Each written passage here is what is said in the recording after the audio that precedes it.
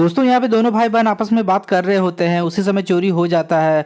सुबह जब उठता है तो देखता है उसकी बहन भी चोरी हो गई। यहाँ पे इस आदमी के साथ दो दो चोरी होता है, एक तो साइकिल, दूसरा उसकी बहन। और फिर सुबह में उसके दोस्त लोग आते हैं, उसको दोस्त को सारी बातें बता देता है कि भाई मेरे साथ ऐसा ऐसा हो गया है। उसका दोस्त कहता है चलो यार सरपंच के पास कोई ना कोई रास्ता निकल जाएगा। तभी सरपंच के पास जाता है और वो रास्ता निकालता है कि रात होने का इंतज़ार करो।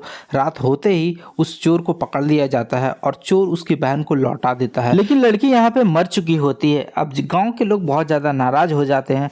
जाहिर सी बात है, नाराज़ होने वाला भी बात है। तो यहाँ पे सरपंच फैसला सुनाता है कि इस चोर की वजह से इस लड़की की जान गई है और दोबारा ऐसा गलती कोई ना करे, इसलिए इसका हाथ ही काट दिया जाए। अब सरपंच के फैसला होते ही उसका हाथ को काट दिया जाता है। रोते रोते वो जंगल की ओर जाता है, लेकिन उसका जाते जाते उसकी मौत हो जाती है और एक भूत बन जाता है। अब देखो यहाँ होता क्या है कि जंगल के रास्ते जो भी जाता है ये भूत उसका हाथ काटकर अपने हाथ में लगा लिया। अब यहाँ पे ये भूत बहुत ज़्यादा शक्तिशाली हो गया है।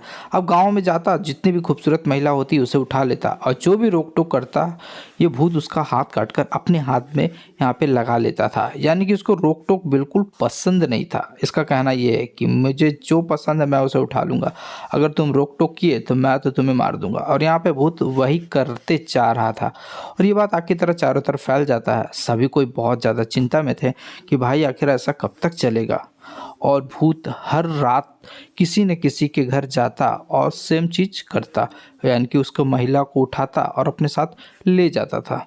और सबसे ज़्यादा यहाँ पे डर था गुड्डू नाम के व्यक्ति को, क्योंकि उसी ने ही उसका हाथ काटा था। और थोड़ा थोड़ा सरपंच भी डरा हुआ था, क्योंकि सरपंच के कहने पे ही वो व्यक्ति उसका हाथ काटा था। अब भूत यहाँ पे सभी को बहुत ज़्यादा परेशान कर देता है।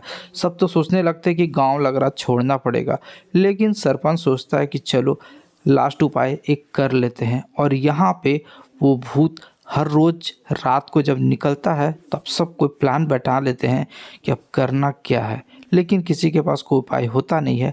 तब स्टार्टिंग में जो लड़की को उसने किडनैप किया था वो लड़की तो मर चुकी थी और वो भूतनी बन जाती है। और वो भूतनी अचानक से आ जाती है और इस भूत को मारने लगती है। मारने के बाद वो सोचती है कि सारा ताकत तो इसके हाथ में है। और फिर गुड्डू क्या करता है कि पंडित जी के पास जाता, सारी बात बता देता है। तो पंडित जी बोलते हैं उसका हाथ ही काट दो। पंडित जी के कहने पे अब पूरे गांव के लोग और वो महिला उसका हाथ काटने लग जाती है। और यहाँ पे उसका हाथ काटते ही भूत पूरा ताकत उसका ख़त्म हो जाता है।